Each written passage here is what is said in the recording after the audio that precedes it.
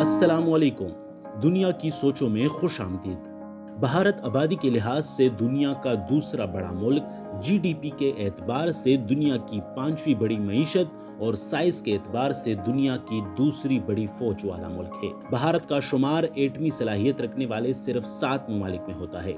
इन वजूहात की बिना पर भारत दुनिया का एक अहम और ताकतवर मुल्क तस्वर किया जाता है। मगर क्या आप जानते हैं कि भारत की सबसे बड़ी जोग्राफियाई कमजोरी क्या है, जो दिफाई एतबार से भारत को गैर महफूज बनाती है?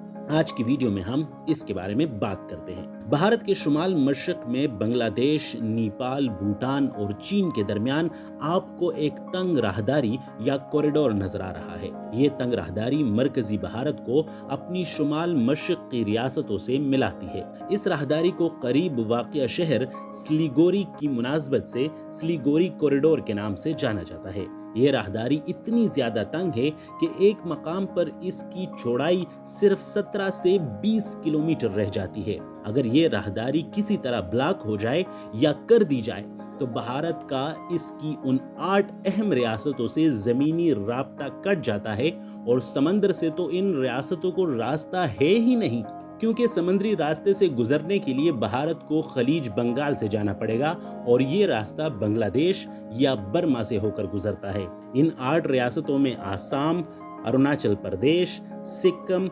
मणिपुर, मेघालय, नागालैंड और त्रिपुरा के अलावा मिजोरम शामिल हैं। इन रियासतों की अहमियत का अंदाजा इस बात से लगाया जा सकता है कि इन रियासतों का रकबा बहुत ज्यादा है। साइज के एतबार से इन 8 रियासतों का मजमूई रकबा न्यूजीलैंड या बरतानिया जैसे बड़े मुल्कों के बराबर है, जबकि इन 8 रियासतों की कुल आबादी 4.5 करोड़ लोगों पर मुश्तमिल है। जोग्राफियाई एतबार से इस तंग सिलीगुड़ी कॉरिडोर को भारत की सबसे बड़ी दिफाई कमजोरी समझा जाता है। इसलिए बैनुल अक़वामी माहिरीन इस राहदारी को भारत की चिकन्स नेक कहते हैं। सिलीगुड़ी कॉरिडोर भारत की सबसे बड़ी कमजोरी क्यों है? भारत अपना सबसे बड़ा दुश्मन चीन को समझता है। इसकी एक बड़ी वजह दोनों मुल्कों के दरमियान मौजूद बॉर्डर मैकमोहन लाइन है, जिसे चीन ने कभी अपना बॉर्डर तस्लीम नहीं किया, क्योंकि इसी बॉर्डर पर मौजूद भारत के ज़ेरे कंट्रोल रियासत अरुणाचल प्रदेश को चीन अपना हिस्सा समझता है। अरुणाचल प्रदेश भारत की उन 8 शुमाल मशरकी रियासतों में से एक बहुत बड़ी रियासत है। हिमालय के पहाड़ों में वाक़या इस रियासत का कुल रकबा लगभग ऑस्ट्रिया या उर्दन के बराबर है। दोनों ममालिक के दरमियान अरुणाचल प्रदेश के कंट्रोल के लिए 1962 में 1962 में जंग भी हो चुकी है। 1962 की जंग में भारत के मुकाबले में चीन का पलड़ा भारी रहा। 1967 यानी 1967 में भी इंडियन रियासत सिक्किम और चीनी रियासत तिब्बत के बॉर्डर पर नेतुला और चोला के मकाम पर भी चाइना और भारत में झड़पें हो चुकी है। इन्हीं तनाज़ात की बुनियाद पर दोनों ममालिक के दरमियान बदएतमादी की खलीज इंतहाई गहरी है। दोनों ममालिक की अफवाज न सिर्फ एक दूसरे के खिलाफ दिफाई पोजीशन लिए हुए है, बल्कि एक दूसरे के खिलाफ जंगी मशकें भी करती रहती हैं। भारत के दिफाई इदारों को चीन की सिलीगुड़ी कॉरिडोर से सिर्फ 100 किलोमीटर दूर तिब्बत में मौजूदगी से बहुत खतरा है। चीन की नेशनल आर्मी यानी पीपल लिबरेशन आर्मी भारत से अरुणाचल प्रदेश हासिल करने के लिए सिलीगुड़ी कॉरिडोर के नजदीक किलाबंदी कर रही है और अपने हमले की इस्तेदाद बढ़ा रही है। अरुणाचल प्रदेश का महाज खोलने से पहले चीन को अरुणाचल प्रदेश में मौजूद भारतीय फौज की पहली सप्लाई लाइन मुनक़ता करनी पड़ेगी। भारतीय फौज की 3rd कोर, 4th कोर और 33 कोर अरुणाचल प्रदेश और सिक्किम में मौजूद है। अगर चीन और भारत में जंग होती है तो सिलीगुड़ी कॉरिडोर जैसे तंग इलाके का दिफा बहुत मुश्किल काम होगा और इसको ब्लॉक करके सप्लाई लाइन को मुनक़ता करना निस्बतन आसान काम है। इसलिए सिलीगुड़ी कॉरिडोर भारत की बहुत बड़ी कमजोरी है, जिस पर काबू ना पाने की सूरत में भारत को अपने ज़ेरे कंट्रोल इलाके अरुणाचल प्रदेश से हाथ धोना पड़ सकता है। सिलीगुड़ी कॉरिडोर के दिफा को मजबूत करने के लिए भारत ने क्या इकदाम उठाए हैं? چین کی طرف سے کسی ممکنہ مہم جو کے پیش نظر بھارت نے بھی اپنی فوجی کمک کو اس خطے میں بڑھا دیا ہے۔ اس ضمن میں بھارت نے 2 بڑی ایئر بیسز بگڈورا اور ہسیمارا بھی اسی راہداری میں بنائی ہیں تاکہ چینی حملے کا مؤثر جواب دیا جا سکے۔ ایک دوسرے پر برتری حاصل کرنے کی اس کوشش میں دفاعی میدان کے ساتھ ساتھ بین الممالک تعلقات بھی بہت اہم ہے۔ اگر بھارت نیپال اور بھوٹان کو کسی ممکنہ جنگ کی صورت میں اپنا دفاعی پارٹنر بنانے میں کامیاب ہو جاتا ہے تو یہ سلیگوری کوریڈور کو بچانے میں فیصلہ کن ہو سکتا ہے، کیونکہ بھارت کے لیے نیپال اور بھوٹان کے ساتھ دفاعی پارٹنرشپ کی صورت میں سلیگوری کوریڈور کو اسٹریٹجک ڈیپتھ مل جائے گی، یعنی دفاع کے لیے یہ علاقہ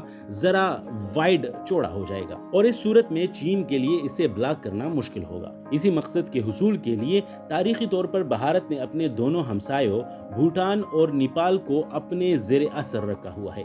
دونوں ممالک حجم میں انتہائی چھوٹے اور لینڈ لاکڈ ہیں، یعنی کہ زمین میں گرے ہوئے ہیں اور ان کا بیرونی دنیا کے ساتھ تمام تجارت بھارت کے راستے ہی ہوتی ہے۔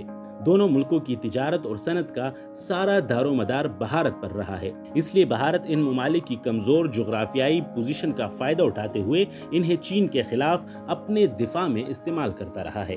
بھوٹان کا چین کے ساتھ بارڈر بھی متنازع ہے، کہتے ہیں کہ دشمن کا دشمن بھی دوست ہوتا ہے، اس لیے بھوٹان کے لیے یہ قدرتی امر ہے کہ وہ اپنے دفاع کی ضمانت کے لیے بھارت کا اتحادی رہے۔ انہی زمینی حقائق کو سامنے رکھتے ہوئے بھوٹان اور بھارت نے 1949 میں انتہائی اہم معاہدہ کیا، جس کے تحت بھوٹان نے اپنی خارجہ پالیسی اور دفاع کا مکمل اختیار بھارت کو دے دیا۔ 2007 میں نئے وقت کے تقاضوں کو سامنے رکھتے ہوئے بھوٹان نے بھارت کے ساتھ معاہدے کی تجدید کی اور خارجہ پالیسی کا اختیار بھارت سے واپس لے لیا، تاہم بھوٹان کے دفاع کی مکمل ذمہ داری اب بھی بھارت کے پاس ہے۔ سلیگوری کوریڈور سے ملحقہ بھوٹان میں بھارت کی موجودگی سلیگوری کوریڈور اور بھارت کے دفاع کو مضبوط کرتی ہے، مگر حالیہ دنوں میں سلیگوری کوریڈور کے دفاع کی بھارتی حکمت عملی کو کاؤنٹر کرنے کے لیے چین نے دفاعی اور بین الاقوامی سطح پر کافی اقدامات کیے ہیں۔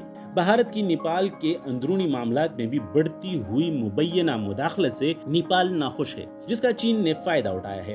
نیپال کی اس دوری کی ایک بڑی وجہ بھارتی اسٹیبلشمنٹ کی طرف سے انڈین ریاست بہار اور یوپی کے بارڈر کے ساتھ جنوبی نیپال میں مدہیشی لوگوں میں شورش کی مبینہ کوشش ہے۔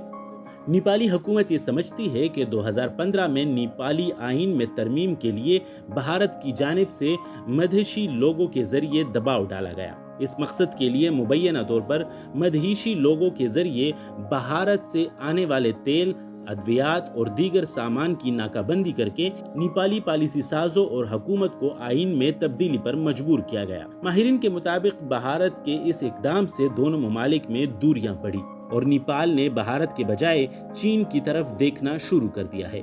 اس موقع سے فائدہ اٹھاتے ہوئے چین نے نیپال کے ساتھ مؤثر سفارتکاری شروع کر دی ہے اور نیپال کو اپنے کیمپ میں لانے کے لیے صدر شی جن پنگ نے 2019 میں یعنی 2019 میں اپنے سرکاری دورے کے دوران 3.5 بلین مالیت کے ریل منصوبوں پر دستخط کر دیے ہیں، جس سے نیپال چین کے ون بیلٹ ون روڈ منصوبے کا حصہ بن گیا۔ اس کے علاوہ چین نے نیپال میں بڑی انویسٹمنٹ کرتے ہوئے ٹرانسپورٹ اور انرجی کے شعبوں میں 20 مزید منصوبوں پر دستخط کر دیے۔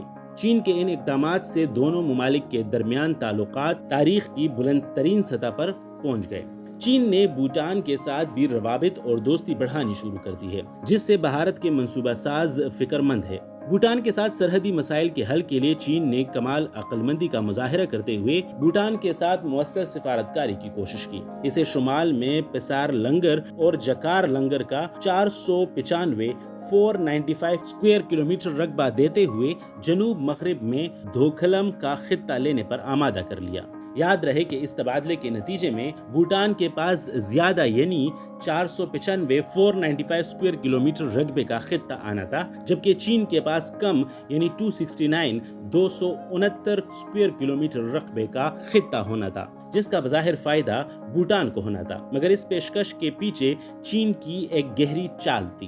بھارتی دباؤ کی وجہ سے بھوٹان اس ڈیل سے پیچھے ہٹ گیا۔ भारत और चीन के पॉलिसी साज डोकलम की स्ट्रेटेजिक अहमियत का पूरा इदराक रखते हैं और वो जानते हैं कि इस खित्ते की फौजी हैसियत बहुत ज्यादा है। फौजी माहिरीन के मुताबिक डोकलम और इससे मुल्हिका चीन की चुंबी वैली दिफाई एतबार से हिमालय में मौजूद किसी और मकाम से ज्यादा अहम है, क्योंकि यही वो मकाम है जिसे मुस्तकबिल में लॉन्च पैड के तौर पर इस्तेमाल करते हुए सिर्फ 100 किलोमीटर दूर भारत की मुर्गी की गर्दन दबोची जा सकती है। 2017 में 2017 में चीन ने तिब्बत तक अपने रोड के नेटवर्क को वसअत देते हुए एक रोड डोकाला तक बनानी शुरू की है। डोकाला का मुतनाज़े इलाका भूटान के कब्जे में है, जो ट्राई जंक्शन पॉइंट यानी कि वो जगह जहां चीन, भारत और भूटान की सरहदें मिलती है के करीब है। चीन के मुताबिक डोकाला और गमुचन की पहाड़ी पर इसका हक है, जबकि भारत और भूटान इसको भूटान का हिस्सा समझते हैं। चीन का डोकाला पर हक मान लिया जाए तो ट्राई जंक्शन पॉइंट बतंगला के जनूब में गमुचन तक मुंतकिल हो जाएगा, जहां से चम्फेरी रिज के रास्ते चीन मगरबी भूटान के अंदर मौजूद सड़कों का इस्तेमाल करते हुए सिलीगुड़ी कॉरिडोर तक बआसानी पहुंच सकता है, जहां इसको कम मुजाहिमत का सामना होगा। भारतीय फौज और इंटेलिजेंस हुकाम के मुताबिक चीन इस खित्ते और चुंबी वैली में अपनी फौजी ताकत बढ़ाता जा रहा है और पिछले कुछ अरसे में चीन ने यहाँ नई चाउनियां कायम की है। फौजी माहिरीन के मुताबिक चीन को इन हालिया इक़दामात की वजह से मुस्तकबिल में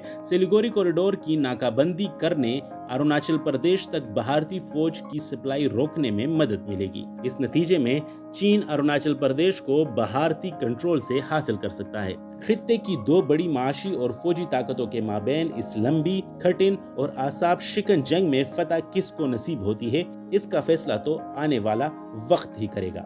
नाजरीन, आप क्या समझते हैं कि इस पूरे तनाज़े में चीन और भारत में किसका मौकिफ दुरुस्त है? कमेंट्स में अपनी राय जरूर दीजिएगा, हम आपके कमेंट्स पढ़ते हैं।